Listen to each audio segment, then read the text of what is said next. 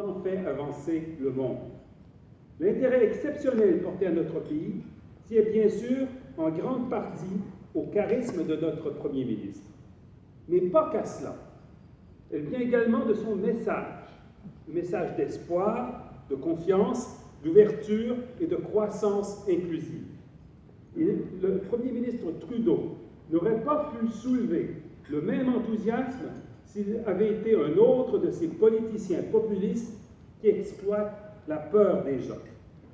En effet, nous assistons actuellement, à travers le monde, à une montée de la méfiance et de la peur de l'autre. Un trop grand nombre de politiciens tentent de s'attirer la faveur des gens en misant sur ses craintes. Justin Trudeau incarne tout le contraire, et c'est pourquoi il est tant aimé. Lors des élections de 2015, il a dit aux Canadiens que notre pays était fort, non pas malgré sa diversité, mais grâce à elle. Il a dit que nous devions accepter, il a dit que nous ne devions pas accepter moins de réfugiés, mais plus de réfugiés. Il a dit que chaque arrivée de réfugiés nous rendait plus forts. Il a dit que le Canada serait de retour dans le monde. Non pas que le Canada avait quitté le monde, mais il ne jouait plus le rôle qu'on attendait de lui. Le Canada abdiquait trop souvent ses responsabilités en se retirant quand les choses lui déplaisaient, au lieu de s'efforcer de les améliorer en s'engageant davantage. Le Canada tirait argument des imperfections des institutions multilatérales, au premier titre l'ONU, pour les négliger. Il faisait des déclarations tonitruantes, la politique du mégaphone, pour se faire plaisir, mais sans tenir compte des conséquences. À cela, il a fallu opposer le principe de la conviction responsable, qui inclut parmi nos convictions le sens des responsabilités, c'est-à-dire la prise en compte des effets prévisibles de nos paroles et de nos actes sur autrui. Loin de rejeter nos convictions au profit du pragmatisme, la conviction responsable montre plutôt que le fait de réfléchir aux conséquences reste la seule façon d'agir favorablement en accord avec nos convictions. Et nous avons agi. Nous avons accueilli plus de 25 000 réfugiés syriens. Nous défendons partout les droits de la personne et avons créé un bureau à cet effet. Nous sommes redevenus résolument abolitionnistes en nous opposant à la peine de mort dans tous les cas et partout dans le monde. Nous aidons particulièrement les pays qui choisissent le chemin de la démocratie. Nous sommes de toutes les tribunes où se négocie la paix, du Moyen-Orient à la Colombie. Nous avons fait de la 5e conférence du Fonds mondial de lutte contre le sida, la tuberculose et le paludisme, un grand succès, ici même à Montréal. Nous sommes de retour sur toutes les tribunes des Nations Unies et espérons obtenir un siège au Conseil de sécurité. Nous avons rebâti des relations plus saines avec nos 3 principaux partenaires commerciaux, les États-Unis, la Chine et le Mexique. Nous avons redéfini les règles d'investissement dans le projet d'accord de libre-échange avec l'Union européenne de façon à prouver que le commerce international peut aller de pair avec les politiques sociales et environnementales progressistes. Nous avons entamé le processus d'adhésion au traité sur le commerce des armes. Au lieu de freiner le monde, nous l'aidons résolument à combattre les changements climatiques. Au lieu de faire bande à part, nous suivons la même politique que l'OTAN et nos alliés, qui est de combiner la dissuasion au dialogue pour contrer l'agressivité inacceptable de la Russie en Ukraine et en Syrie. Nous tentons de renouer les relations avec l'Iran pour mieux y défendre nos valeurs et nos intérêts, ainsi que ceux de nos alliés, y compris Israël. Nous avons réorienté notre plan d'aide en Irak en relation étroite avec nos alliés pour non seulement éradiquer un groupe terroriste, comme on a aussi à faire en ce moment à Mossoul, mais aussi pour promouvoir la reconstruction de cette région clé pour le monde. Nous avons renforcé les sanctions contre les pays qui perturbent l'ordre mondial, et nous l'avons fait de concert avec nos alliés, car nous avons cessé d'imposer unilatéralement des sanctions qui ne faisaient que négativement affecter notre propre population sans réellement pénaliser le pays visé. Et nous sommes de retour dans les opérations de paix, etc., etc. Je voudrais continuer la liste. Mais ce que je voudrais dire maintenant, c'est qu'il faut bien voir que ces nombreuses politiques ont un fil conducteur. L'objectif d'ensemble est de faire du Canada un architecte résolu de la paix. La paix étant ici définie comme étant plus que l'absence de conflits armés. La paix est la croissance impulsive, le développement durable, la promotion de la démocratie et des droits universels, l'égalité des sexes, toutes ces valeurs qui sont si chères à Justin Trudeau, qui incarnent son leadership et qui guident son gouvernement. As we can see, there is a common thread linking these policies. The overarching goal is to make Canada a determined peace builder. Peace being defined as more than just the absence of armed conflict. Peace is inclusive growth, sustainable development, promoting democracy and universal rights, gender equality, all these values that are so dear to Justin Trudeau, that embody his leadership and guide his government. And so, as a determined peace builder, we will return to peace operations. Eh bien, cet architecte résolu de la paix que nous sommes sera de retour dans les opérations de paix. Et laissez-moi maintenant centrer mon discours sur les opérations de paix. Il y a 60 ans, l'ONU acceptait de déployer le long du canal de Suez la première force d'interposition militaire de l'histoire. Les casques bleus étaient nés, et l'année suivante, Lester B. Pearson obtenait le prix Nobel de la paix. Cette innovation a eu des conséquences extraordinaires pour le monde. Les forces de maintien de la paix sont devenues un outil incontournable et le Canada y a forgé une partie de son identité sur la scène internationale. Aujourd'hui, le Canada entend renouer avec cette grande tradition, mais il le fera en tenant compte des nouvelles réalités mondiales. On ne peut plus faire du maintien de la paix comme il y a un demi-siècle.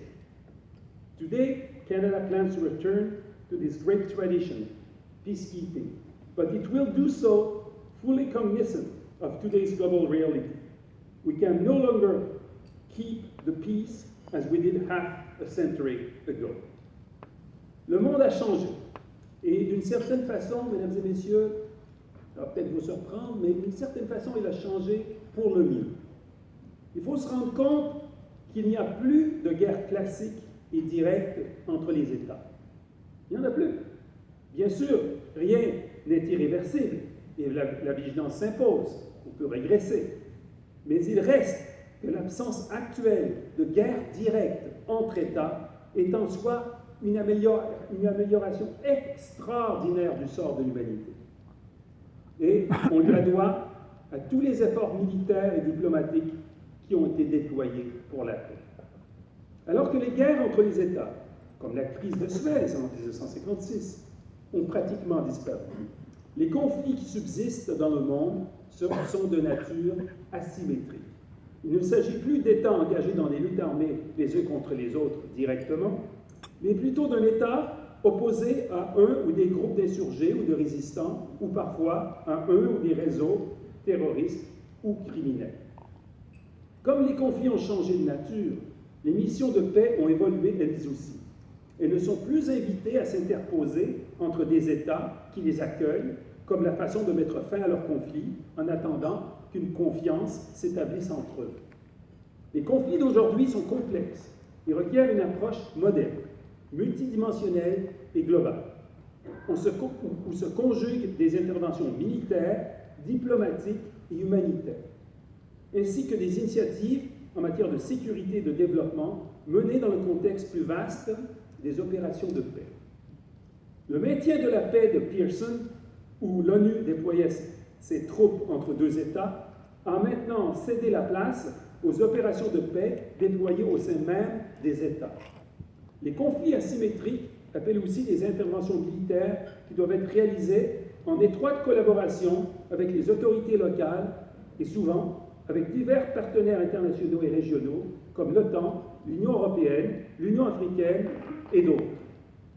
D'où la volonté du Canada de se réengager auprès de ces institutions. dont le cœur est l'ONU, et en particulier dans les opérations visant à consolider la paix, à atténuer les conflits existants et à participer à la reconstruction des États et des sociétés après les conflits. Voilà pourquoi le gouvernement du Canada a lancé récemment le Programme pour la stabilisation des opérations de paix, PISA, en son acronyme. Un programme de 450 millions de dollars sur 3 ans afin de financer des projets et des actions liées à la stabilisation et à la paix. Et d'ailleurs, je tiens à dire que PISA, c'est la même chose en français et en anglais. J'ai tenu à ce que l'acronyme soit le même dans les deux langues. C'est assez rare à Ottawa. Le Canada s'est aussi engagé à mettre à la disposition des Nations Unies des policiers civils et un contingent d'au plus 600 membres des forces armées canadiennes qui pourront être déployés dans des opérations de paix de l'ONU. Depuis qu'il a annoncé son retour dans les opérations de paix, le Canada est sollicité de toutes parts. L'ONU manque cruellement de personnel spécialisé et bien entraîné pour ces opérations de paix, lesquelles opérations de paix sont souvent trop lentes à réagir, sont dotées aussi de mandats rigides et parfois discrédités par des accusations de harcèlement sexuel portées contre les casques bleus, pourtant chargés de protéger les populations fragiles. L'an dernier, l'ONU a lancé un vaste chantier de réforme de ses missions, et le Canada accompagnera cette entreprise jusqu'à son terme. Encore une fois, au lieu de se retirer, on va s'engager pour améliorer les choses. Le Canada dispose de ce personnel spécialisé dont je parlais, des pilotes, des ingénieurs militaires, des médecins, des spécialistes en communication, des démineurs, des juristes, des policiers, etc. Le Canada est prêt à les déployer au sein des missions de l'ONU.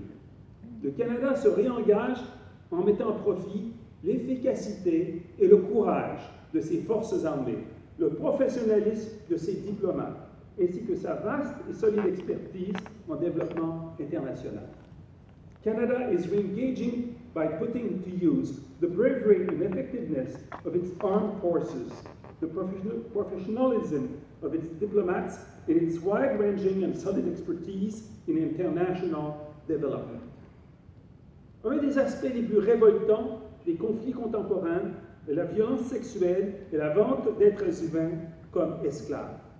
Le Canada se fera le champion des efforts déployés en vue d'éliminer l'exploitation et les abus sexuels perpétrés en situation de conflit.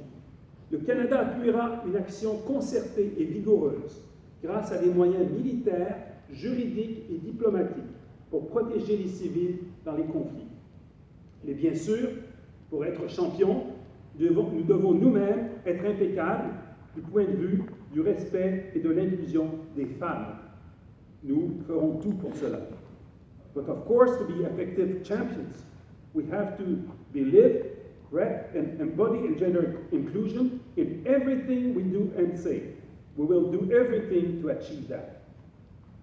Comme l'a bien dit le Premier ministre Trudeau, nous sommes en 2016. Il avait dit 2015, mais non, c'est 2016. Les femmes doivent être au cœur du retour du Canada dans les opérations de paix. On ne peut obtenir la paix sans la pleine participation de la moitié de l'humanité. Nous revenons dans les opérations de paix non seulement parce que les Canadiens veulent être présents là où il faut défendre la paix et protéger les civils, mais aussi parce qu'il y va de l'intérêt national du Canada. Les Canadiens sont confrontés à des menaces qui franchissent les frontières et n'épargnent aucun État. Aujourd'hui, les opérations de paix ont comme toile de fond un monde où l'insécurité est alimentée par ce qu'on pourrait appeler le syndrome de la méfiance.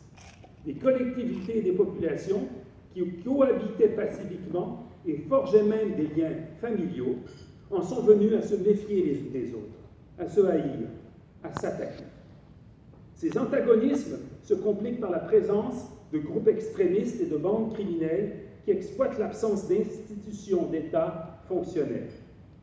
L'exacerbation des tensions tribales, l'affrontement entre les nationalistes ataviques, la révolte contre les inégalités criantes, l'effet néfaste de la corruption endémique et bien sûr la montée des extrémismes sectaires allant jusqu'au terrorisme mondialisé ont peu à peu pris le relais de la guerre froide. Des idéologies apocalyptiques et millénaristes ont refait surface, dont une qui constitue une distorsion inacceptable du Coran, qui condamne à mort tous ceux qui refusent de s'y soumettre. L'ensemble de la communauté internationale doit combattre avec détermination cette idéologie sanguinaire, dont les premières victimes sont les musulmans eux-mêmes. Le Canada doit participer à ce combat et il le fera.